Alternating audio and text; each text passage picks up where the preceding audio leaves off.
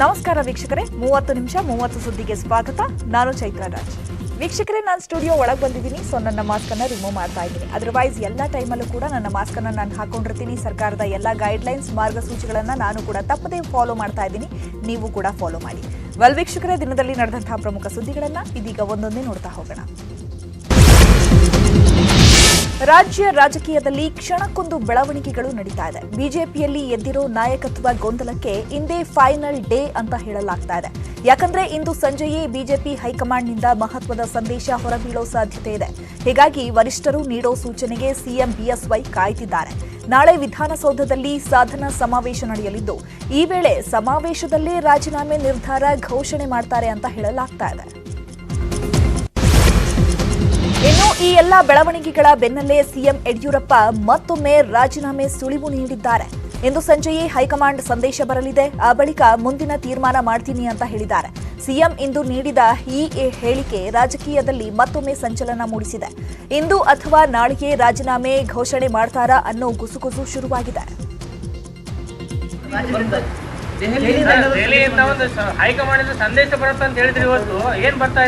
ಸಾಯಂಕಾಲ ಬರೋದ್ರೊಳಗೆ ಬಂದ ತಕ್ಷಣ ನಿಮಗೂ ಗೊತ್ತಾಗುತ್ತೆ. ಬಂದಾದ್ಮೇಲೆ ಸೂಕ್ತ ತೀರ್ಮಾನ ತಗೊಳ್ತೀವಿ. ಸ್ವಾಮೀಜಿಗಳು ಸಭೆ ಮಾಡ್ತಾ ಇದ್ದಾರೆ, ಒಂದು ಸಮಾವೇಶ ಮಾಡ್ತಾ ಇದ್ದಾರೆ. ಆ ನಿಟ್ಟಿನಲ್ಲಿ ಏನು ಹೇಳಕ್ಕೆ ಅದೇನು ಯಾವುದೇ ಸ್ವಾಮಿಗಳ ಈ ಥರ ಸಭೆ ಮಾಡುವಂಥ ಅಗತ್ಯ ಇಲ್ಲ. ಪ್ರಧಾನಿ ನರೇಂದ್ರ ಮೋದಿ ಅವ್ರ ಬಗ್ಗೆ, ಅಮಿತ್ ಶಾ ಬಗ್ಗೆ ಮತ್ತು ನಡ್ಡಾ ನಮ್ಮ ರಾಷ್ಟ್ರೀಯ ಅಧ್ಯಕ್ಷರ ಬಗ್ಗೆ ನಮ್ಗೆ ವಿಶ್ವಾಸ ಇದೆ. ರಾಜ್ಯದಲ್ಲಿ ಸಿಎಂ ಬದಲಾವಣೆ ವದಂತಿ ಜೋರಾಗಿರೋ ಹೊತ್ತಲ್ಲೇ ಗವರ್ನರ್ ಬೆಂಗಳೂರಿಗೆ ಇಂದು ಸಂಜೆ ವಾಪಸ್ ಆಗ್ತಿದ್ದಾರೆ. ಅಲ್ಲದೆ ನಾಳೆ ಮಧ್ಯಾಹ್ನದ ನಂತರ ಯಡಿಯೂರಪ್ಪ ಯಾವುದೇ ಕಾರ್ಯಕ್ರಮ ನಿಗದಿ ಮಾಡಿಲ್ಲ. ಹೀಗಾಗಿ ನಾಳೆ ಮಧ್ಯಾಹ್ನ ಗವರ್ನರ್ ಭೇಟಿ ಮಾಡ್ತಾರಾ ಅನ್ನೋ ಅನುಮಾನ ಮೂಡಿಸಿದೆ. ನಾಳೆ ಮಧ್ಯಾಹ್ನದ ನಂತರ ಮಹತ್ವದ ಬೆಳವಣಿಗೆಗಳು ಆಗೋ ಸಾಧ್ಯತೆ ಇದ್ದು, ರಾಜ್ಯ ರಾಜಕೀಯ ಕ್ಷಣ ಕ್ಷಣಕ್ಕೂ ಕುತೂಹಲ ಮೂಡಿಸ್ತಾ ಇದೆ.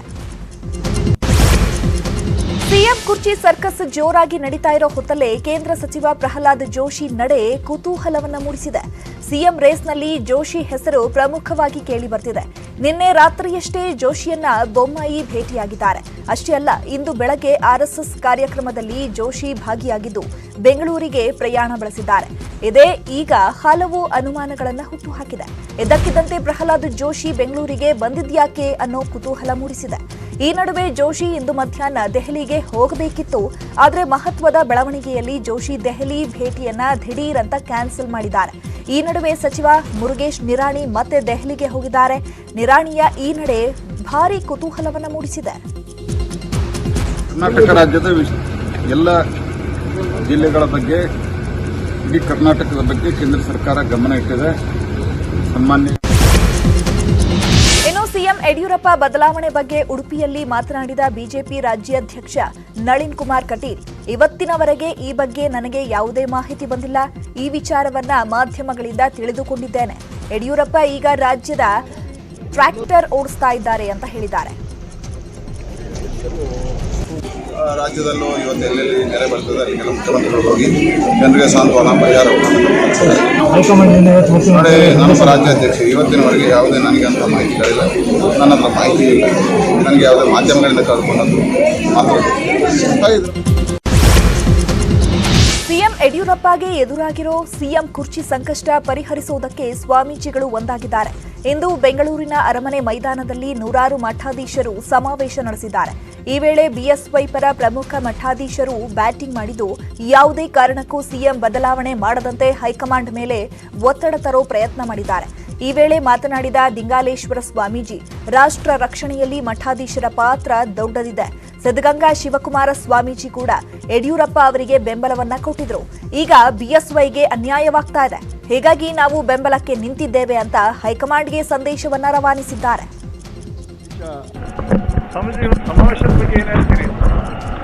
ಸಮಾವೇಶದ ಬಗ್ಗೆ ಯಾಕೆಂದರೆ ಕೇಂದ್ರದವರು ಈ ಥರ ಮಾಡಬಾರ್ದಾಯ್ತು. ಯಡಿಯೂರಪ್ಪನವರು ಇಂಥ ಅನ್ಯಾಯ ಯಾವ ಇದು ನೋಡಿ.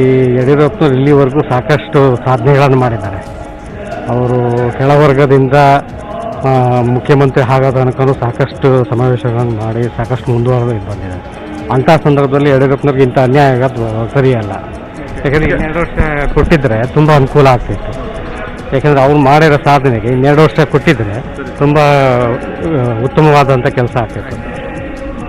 ನಾವು ಹೇಳೋದಿಷ್ಟೇ, ಸಮಾಜಕ್ಕೆ ಒಳ್ಳೆಯದಾಗಬೇಕು, ಸಮಾಜವನ್ನು ಒಳ್ಳೆ ರೀತಿ ಕಾಣಬೇಕು. ನಾವು ವ್ಯಕ್ತಿಪರವಾಗಿ ಯಾವುದೋ ಇವ್ರ ಇದು ಯಾವ ವ್ಯಕ್ತಿಪರವಾಗಿ ಬಂದಿಲ್ಲ, ಸಮಾಜಕ್ಕೆ ಒಳ್ಳೆಯದಾಗಲಿ ಅಷ್ಟಿನಿಂದ ಗೆದ್ದಿದ್ದಾರೆ. ಅವ್ರು ಇನ್ನೊಂದು 2 ವರ್ಷ ಕೊಟ್ಟು ಅವ್ರಿಗೆ ಒಳ್ಳೆಯದಾಗಲಿ ಅಂತ ಬಯಸಕ್ಕೆ ಬಂದಿದ್ದು. ಒಳ್ಳೇದು ಕಂಡಾಗ ಅದ್ರ ಬಗ್ಗೆ ನಾವು ಇರಬೇಕಾಯ್ತದೆ. ನಾವು ರಾಜಕೀಯವಾಗಿ ಬಂದಿಲ್ಲ, ಒಳ್ಳೆ ವಸ್ತುಗಳು ಬಂದಾಗ ಆ ವಿಚಾರವನ್ನು ನಾವು ತಗೋಬೇಕಾಯ್ತದೆ. ಇವರು ಒಂದು ಪಕ್ಷದಲ್ಲಿ ಒಬ್ಬರಿದ್ದಾಗ ಸಮಾಜ ಕಟ್ಟವ್ರೆ, ಇವತ್ತಿಷ್ಟು ಬದುಕು ಬರ್ಬೇಕಾದ್ರೆ ಆಯ್ತಿರಲಿಲ್ಲ, ತಂದಿದ್ದಾರೆ. ಅಂದರೆ ಅವ್ರಿಗೆ ಕೊನೆಯಲ್ಲಿ ಅವ್ರಿಗೆ ನೋವು ಕೊಟ್ಟು ಕೆಲಸ ಒಳ್ಳೇದಲ್ಲ ಅಂತ ನನ್ನ ಅಭಿಪ್ರಾಯ. ಈಗ ಕುರ್ಚಿ ಉಳಿಯೋದು ಬಿಳಿಯೋದು ಅಂದ್ರೆ ಗ್ರಹಗತಿಗಳು ಅವ್ರವ್ರದೇ ಇರುತ್ತಲ್ಲಪ್ಪ. ಯಡಿಯೂರಪ್ಪ ನನ್ ಕೇಳಿದ್ರೆ ನಾನು ಹೇಳ್ತೀನಪ್ಪ, ನಿಮಗೆ ಹೇಳ್ಬಿಟ್ಟು ನಾನು ಏನು ಪ್ರಯೋಜನ?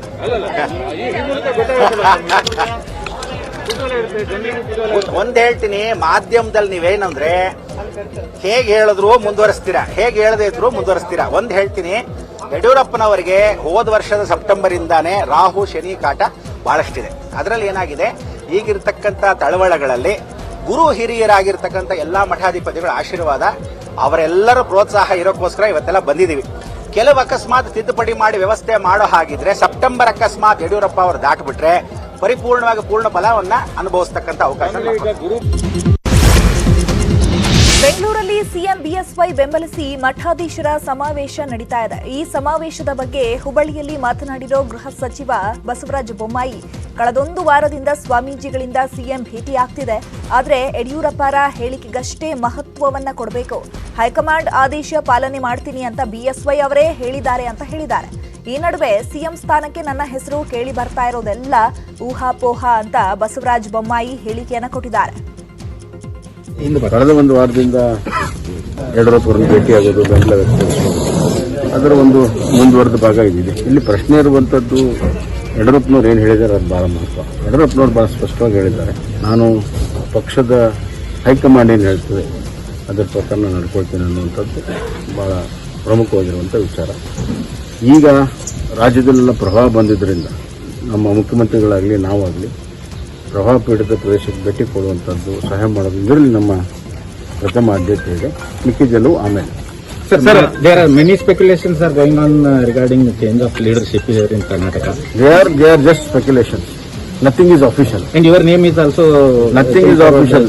Nothing is official. You are in the CM race, sir? Nothing is official. It's all speculation, and I don't want to answer any speculative question. ಒಂದು ವೇಳೆ ಸಿಎಂ ಬದಲಾವಣೆ ಮಾಡಿದ್ರೆ ಮುಂದಿನ ಸಿಎಂ ಯಾರಾಗ್ತಾರೆ ಅನ್ನೋ ಯಕ್ಷ ಪ್ರಶ್ನೆ ಎದ್ದಿದೆ. ಬಿಎಸ್ವೈ ಸ್ಥಾನ ತುಂಬೋದ್ಯಾರು ಅನ್ನೋ ಬಗ್ಗೆ ಚರ್ಚೆ ಶುರುವಾಗ್ತಾ ಇದ್ದಂತೆ ಹಲವರು ಕುರ್ಚಿ ರೇಸ್ಗೆ ಇಳಿತಿದ್ದಾರೆ. ಪ್ರಹ್ಲಾದ್ ಜೋಶಿ, ಮುರುಗೇಶ್ ನಿರಾಣಿ, ಗೋವಿಂದ ಕಾರಜೋಳ, ಅಶ್ವಥ್ ನಾರಾಯಣ್, ಸಿಟಿ ರವಿ, ಅರವಿಂದ್ ಬೆಲ್ಲದ್, ಬಸನಗೌಡ ಪಾಟೀಲ್ ಯತ್ನಾಳ್ ಹೆಸರುಗಳು ಈಗ ಮುಂಚೂಣಿಯಲ್ಲಿ ಕೇಳಿ ಬರ್ತಾ ಇವೆ. ಆದ್ರೆ ಈ ಬಗ್ಗೆ ಎಲ್ಲಿಯೂ ಯಾರು ತುಟಿಕ್ ಪಿಟಿಕ್ ಅಂತಿಲ್ಲ. ಸಚಿವ ಉಮೇಶ್ ಕತ್ತಿ ಮಾತ್ರ ಸಿಎಂ ಸ್ಥಾನ ಕೊಟ್ರೆ ನಿಭಾಯಿಸ್ತೀನಿ ಅಂತ ಹೋದಲ್ಲಿ ಬಂದಲ್ಲಿ ಹೇಳ್ಕೊಂಡು ಓಡಾಡ್ತಿದ್ದಾರೆ. ಇನ್ನು ಬಿಜೆಪಿಯಲ್ಲಿ ಆಗ್ತಿರೋ ಬೆಳವಣಿಗೆಗಳ ಬಗ್ಗೆ ಕೆಪಿಸಿಸಿ ಅಧ್ಯಕ್ಷ ಡಿಕೆ ಶಿವಕುಮಾರ್ ವ್ಯಂಗ್ಯವಾಡಿದ್ದಾರೆ. ಯಡಿಯೂರಪ್ಪ ಅಧಿಕಾರ ವಹಿಸಿಕೊಂಡ ದಿನದಿಂದಲೂ ರಾಜಕೀಯ ಅನಿಶ್ಚಿತತೆ ಕಾಡ್ತಾ ಇದೆ. ಇದು ಅವರ ಆಡಳಿತ, ಇದು ಜನರಿಗೆ ಕೊಟ್ಟ ಕೊಡುಗೆ ಅಂತ ಕಿಡಿಕಾರಿದ್ದಾರೆ. ಇವತ್ತು ಗವರ್ನರ್ ಊರಲ್ಲಿಲ್ಲ, ಹೀಗಾಗಿ ಇವತ್ತು ಸಿಎಂ ಬದಲಾವಣೆ ಆಗೋದಿಲ್ಲ ಅಂತ ಪರೋಕ್ಷವಾಗಿ ಹೇಳಿದ್ದಾರೆ. ಒಂದ್ ಕಡೆ ಪ್ರವಾಹ ಇದೆ, ಮತ್ತೊಂದ್ ಕಡೆ ರಾಜಕೀಯ ಅನಿಶ್ಚಿತತೆ ಇದೆ. ಇದು ಜನರಿಗೆ ಪ್ರಭಾವ ಬೀರುತ್ತಲ್ಲ ಅಂತ ಆಡಳಿತದ ಮೇಲೆ ಪ್ರಭಾವ ಬೀರೋದಿಲ್ಲ. ಇದು ನೋಡಿಯಪ್ಪ, ಯಡಿಯೂರಪ್ಪನವ್ರ ಅಧಿಕಾರ ತೆಗೆದುಕೊಂಡ ದಿನದಿಂದ ರಾಜಕೀಯ ಅನಿಶ್ಚಿತೆ ಇದೆ ಅಂತ ಅವರೇ ಹೇಳಿದ್ದಾರೆ, ನಾನು ಹೇಳಿಲ್ಲ. ಸೊ ಅದು ಅವರ ಆಡಳಿತ, ಅದು ಅವರ ಗವರ್ನೆನ್ಸ್, ಅದು ಅವ್ರಿಗೆ ಜನರಿಗೆ ಕೊಟ್ಟಂತ ಕೊಡುಗೆ. ಇನ್ನು ಸಿಎಂ ಪರ ಮಠಾಧಿಪತಿಗಳು ಮಾಡ್ತಿರೋ ಸಮಾವೇಶದ ವಿರುದ್ಧ ಮೈಸೂರಲ್ಲಿ ಪ್ರತಿಭಟನೆ ನಡೆಸಲಾಯಿತು. ಕಾವಿ ಕಳಚಿ, ಖಾದಿ ಧರಿಸಿ ಅಂತ ಹಿಂದುಳಿದ ವರ್ಗಗಳ ಜಾಗೃತಿ ವೇದಿಕೆ ಕಾರ್ಯಕರ್ತರು ಆಕ್ರೋಶವನ್ನ ವ್ಯಕ್ತಪಡಿಸಿದ್ದಾರೆ. ಮಠಗಳು ಎಲ್ಲರ ಆಸ್ತಿ, ಹೀಗಾಗಿ ಮಠಾಧಿಪತಿಗಳ ಗೌರವ ಉಳಿಯಲಿ ಅಂತ ಘೋಷಣೆ ಕೂಗಿದ್ರು.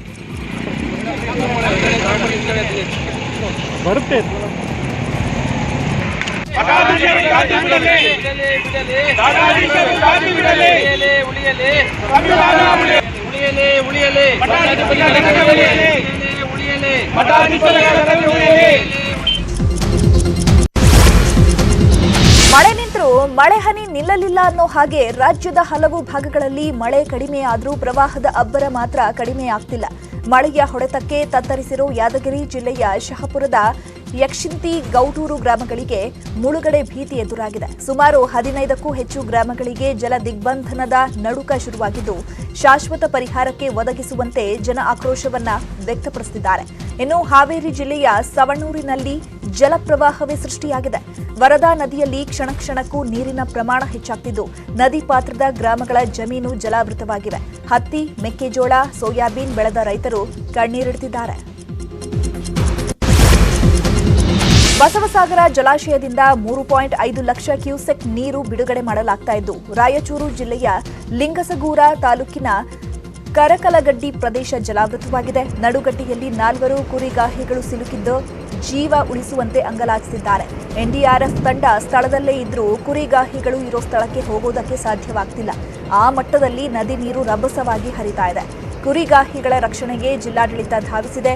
ಡಿಸಿ ಕೂಡ ಸ್ಥಳಕ್ಕೆ ಬಂದಿದ್ದಾರೆ. ಕಳೆದ ವರ್ಷ ಇದೇ ಜಾಗದಲ್ಲಿ ಸಿಲುಕಿದ್ದವರನ್ನ ಹೆಲಿಕಾಪ್ಟರ್ ಮೂಲಕ ರಕ್ಷಣೆ ಮಾಡಲಾಗಿತ್ತು.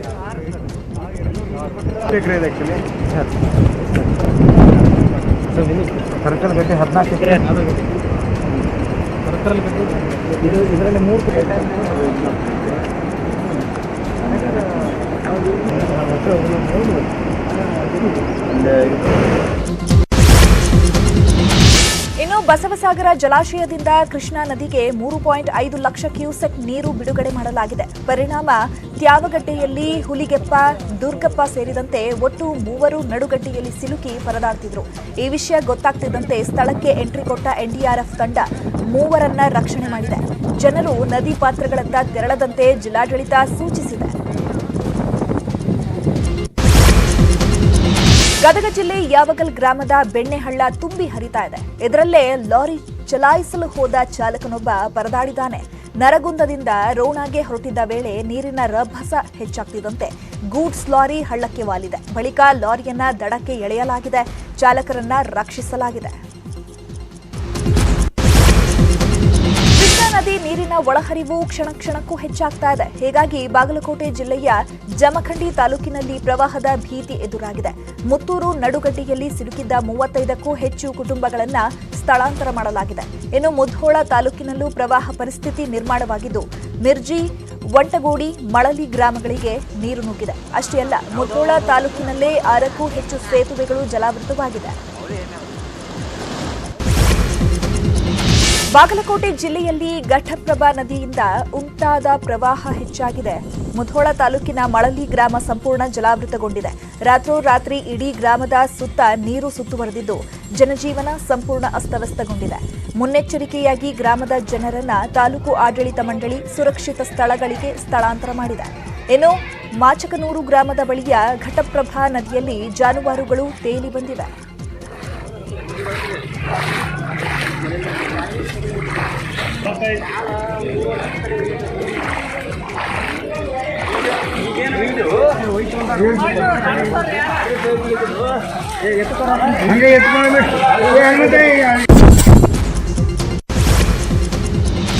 ಕಳೆದ 3-4 ದಿನದಿಂದ ಸುರಿತಾ ಇರೋ ಮಹಾ ಮಳೆ ಸೃಷ್ಟಿಸಿರೋ ಅವಾಂತರಗಳು ಒಂದೆರಡಲ್ಲ. ಬೆಳಗಾವಿ ಜಿಲ್ಲೆಯ 7 ನದಿಗಳಲ್ಲಿ ಪ್ರವಾಹ ಪರಿಸ್ಥಿತಿ ನಿರ್ಮಾಣವಾಗಿದ್ದು, ಜುಲೈನಲ್ಲಿ ವಾಡಿಕೆಗಿಂತ 60% ಅಧಿಕ ಮಳೆಯಾಗಿದೆ. ಬೆಳಗಾವಿ ಜಿಲ್ಲೆಯೊಂದರಲ್ಲೇ 37 ಸೇತುವೆಗಳು ಮುಳುಗಡೆಯಾಗಿದೆ. ಇನ್ನು ಗದಗ ಜಿಲ್ಲೆಯಲ್ಲಿ 232 ಮನೆಗಳಿಗೆ ಹಾನಿಯಾಗಿದ್ದು 7,787 ಹೆಕ್ಟೇರ್ ಬೆಳೆ ನಾಶವಾಗಿದೆ.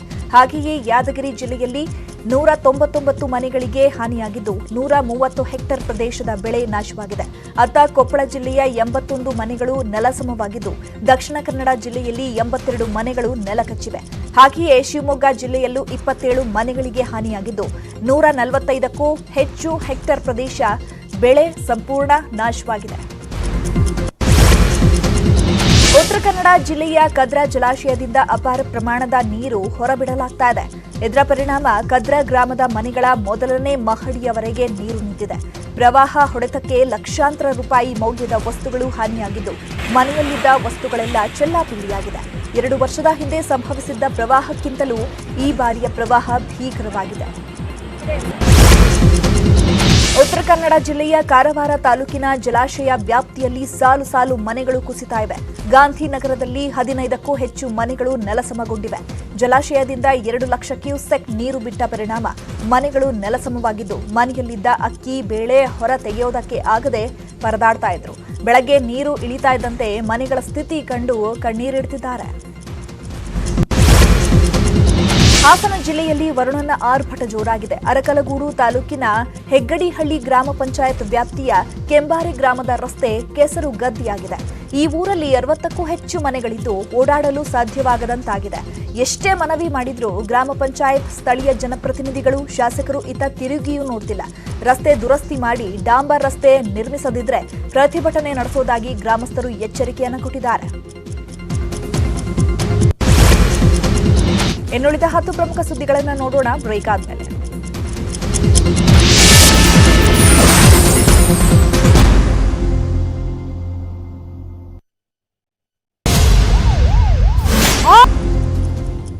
Welcome back. ಉಳಿದ ಸುದ್ದಿಗಳನ್ನು ಒಂದೊಂದೇ ನೋಡ್ತಾ ಹೋಗೋಣ. ಕಲಬುರಗಿ ಜಿಲ್ಲೆಯಲ್ಲಿ ಸುರಿತಾ ಇರೋ ಮಹಾಮಳೆ ಅವಾಂತರವನ್ನೇ ಸೃಷ್ಟಿಸಿದೆ. ಕಾಳಗಿ ತಾಲೂಕಿನ ಚಿಂಚೋಳಿ ಗ್ರಾಮದಲ್ಲಿ ಜೀವದ ಹಂಗು ತೊರೆದು ಶವ ಸಂಸ್ಕಾರಕ್ಕೆ ಜನ ಮುಂದಾಗಿದ್ದಾರೆ. ಬ್ರಿಡ್ಜ್ ಕಾಮಗಾರಿ ಪೂರ್ಣಗೊಳ್ಳದ ಹಿನ್ನೆಲೆ ತುಂಬಿ ಹರಿಯುವ ಹಳ್ಳದ ನೀರಲ್ಲೇ ಶವ ಹೊತ್ತೊಯ್ದಿದ್ದಾರೆ. ಜಿಲ್ಲೆಯ ಹಲವು ನದಿಗಳು ತುಂಬಿ ಹರಿತಾ ಇವೆ. ನದಿ ತೀರದ ಗ್ರಾಮಗಳಿಗೆ ನೆರೆ ಭೀತಿ ಎದುರಾಗಿದೆ.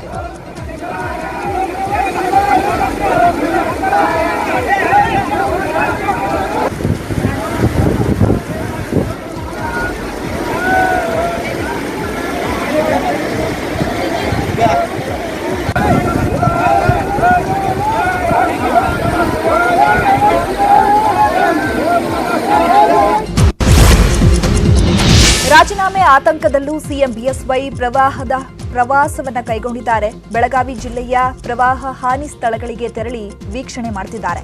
ಈ ವೇಳೆ ಸಿಎಂ ಯಡಿಯೂರಪ್ಪಗೆ ಸಚಿವ ಅಶೋಕ್ ಸವದತ್ತಿ, ಕತ್ತಿ, ಕಾರಜೋಳ ಸಾಥನ್ನ ಕೊಟ್ಟಿದ್ದಾರೆ. ಮೊದಲು ಚಿಕ್ಕೋಡಿಯ ಯಮಗರಣಿಯ ಕಾಳಜಿ ಕೇಂದ್ರಕ್ಕೆ ಭೇಟಿ ನೀಡಿದ ಸಿಎಂ ಜನರ ಸಮಸ್ಯೆಯನ್ನ ಆಲಿಸಿದರು. 2019ರಲ್ಲೂ ಪ್ರವಾಹ ಬಂದು ಮನೆಗಳನ್ನ ಕಳ್ಕೊಂಡಿದ್ದೇವೆ, ನಮ್ಮ ಗ್ರಾಮವನ್ನ ಸ್ಥಳಾಂತರ ಮಾಡಬೇಕು ಅಂತ ನೊಂದವರು ಸಿಎಂಗೆ ಮನವಿ ಮಾಡಿದರು. ಗ್ರಾಮದ ಸ್ಥಳಾಂತರ ಕುರಿತು ಚರ್ಚೆ ನಡೆಸಿ ಸೂಕ್ತ ಪರಿಹಾರ ನೀಡುವುದಾಗಿ ಸಿಎಂ ಭರವಸೆಯನ್ನ ಕೊಟ್ಟಿದ್ದಾರೆ. ಮಹಾಮಳೆಯ ಅಬ್ಬರಕ್ಕೆ ಹಾಸನದಲ್ಲಿ 600 ವರ್ಷದ ಐತಿಹಾಸಿಕ ದೇಗುಲ ಕುಸಿದು ಬಿದ್ದಿದೆ. ರಾಮನಾಥಪುರದ ಶ್ರೀ ರಾಮೇಶ್ವರ ದೇಗುಲಕ್ಕೆ ಹಾನಿಯಾಗಿದ್ದು ರಾಜಗೋಪುರ ನೆಲಸಮವಾಗಿದೆ. ಹೊಯ್ಸಳರ ಕಾಲದಲ್ಲಿ ನಿರ್ಮಾಣವಾಗಿದ್ದ ದೇವಾಲಯವು ಹಲವು ವರ್ಷಗಳಿಂದಲೂ ಶಿಥಿಲಾವಸ್ಥೆಯಲ್ಲಿತ್ತು. ಅದೃಷ್ಟವಶಾತ್ ದೇವಸ್ಥಾನದಲ್ಲಿ ಭಕ್ತರು ಇಲ್ಲದ ಕಾರಣ ಯಾವುದೇ ಅನಾಹುತ ಸಂಭವಿಸಿಲ್ಲ.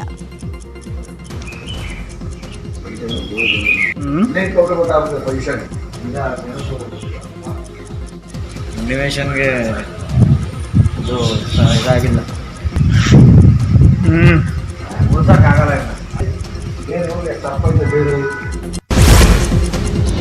ರಾಜ್ಯದ ಹಲವು ಜಿಲ್ಲೆಗಳಲ್ಲಿ ಇನ್ನು 3 ದಿನ ಭಾರಿ ಮಳೆಯಾಗಲಿದೆ ಅಂತ ಹವಾಮಾನ ಇಲಾಖೆ ಮುನ್ನೆಚ್ಚರಿಕೆ ಕೊಟ್ಟಿದೆ.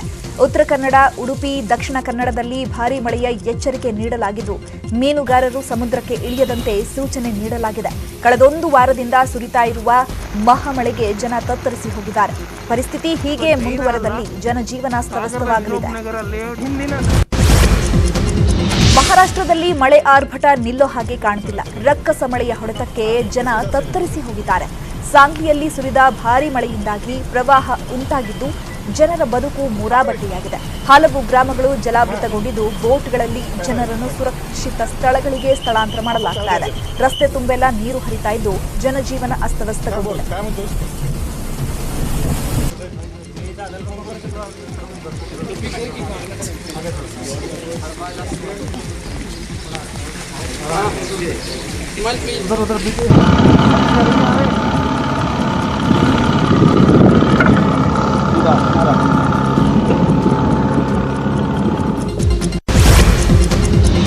ಬೆಂಗಳೂರಲ್ಲಿ ಕಳ್ಳರ ಹಾವಳಿ ದಿನೇ ದಿನೇ ಹೆಚ್ಚಾಗ್ತಾ ಇದೆ. ಹಾಡಹಗಲೇ ಮನೆ ಕಾಂಪೌಂಡ್ ಒಳಗೆ ನಿಲ್ಲಿಸಿದ್ದ ಸೈಕಲ್ ಕಳ್ಳತನ ಮಾಡಿದ್ದಾರೆ.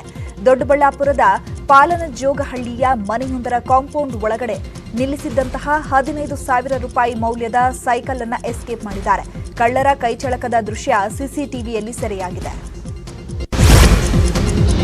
ಬೆಂಗಳೂರಲ್ಲಿ ಸಿಎಂ ಯಡಿಯೂರಪ್ಪನವರೇ ಖುದ್ದು ಉದ್ಘಾಟಿಸಿದ ರಸ್ತೆ ಒಂದು ದಿನಕ್ಕೆ ಕಿತ್ತು ಹೋಗಿದೆ. ಸ್ಮಾರ್ಟ್ ಸಿಟಿ ಯೋಜನೆಯಡಿ ಕಮರ್ಷಿಯಲ್ ಸ್ಟ್ರೀಟ್ ರಸ್ತೆಯಲ್ಲಿ ಟೈಲ್ಸ್ ಅಳವಡಿಸಲಾಗಿತ್ತು. ಇದಕ್ಕೆಂದೇ 5 ಕೋಟಿ 40 ಲಕ್ಷವನ್ನ ಖರ್ಚು ಮಾಡಲಾಗಿತ್ತು. ಶುಕ್ರವಾರ ಸಿಟಿ ರೌಂಡ್ಸ್ ಹಾಕಿದ್ದ ಸಿಎಂ ಈ ರಸ್ತೆಯನ್ನ ಉದ್ಘಾಟನೆ ಮಾಡಿದ್ರು.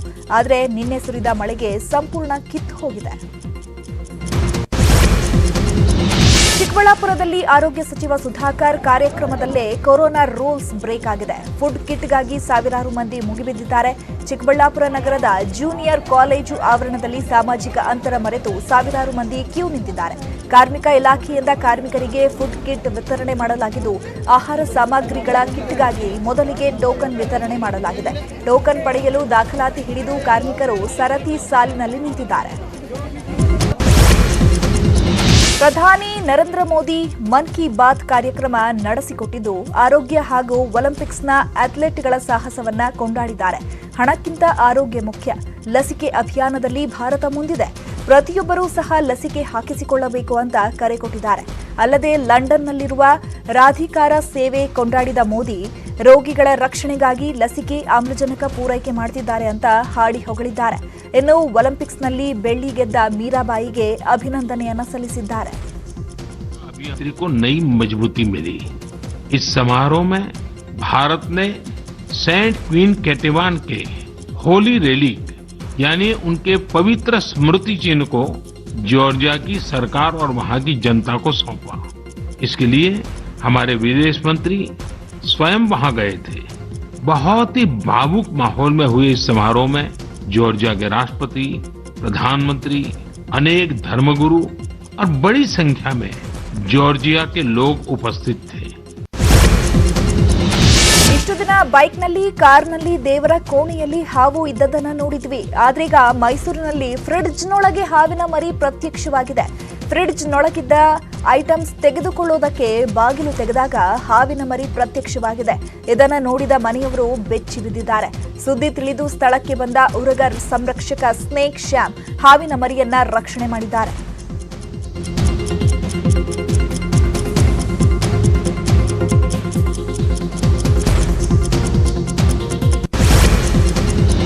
ಇವಿಷ್ಟು ಈ ಹೊತ್ತಿನ 30 ನಿಮಿಷ 30 ಸುದ್ದಿ. ವೀಕ್ಷಕರೇ, ನಾನು ಸ್ಟುಡಿಯೋಯಿಂದ ಹೊರಗೆ ಹೋಗ್ತಾ ಇದ್ದೀನಿ. ಸೊ ನನ್ನ ಮಾಸ್ಕ್ ಅನ್ನ ಹಾಕೋತೀನಿ, ನನ್ನ ಕೈಗಳನ್ನ ಆಗಾಗ ಸ್ಯಾನಿಟೈಸ್ ಮಾಡ್ಕೋತೀನಿ, ಸೋಷಿಯಲ್ ಡಿಸ್ಟೆನ್ಸಿಂಗ್ ಮೇಂಟೈನ್ ಮಾಡ್ಕೋತೀನಿ.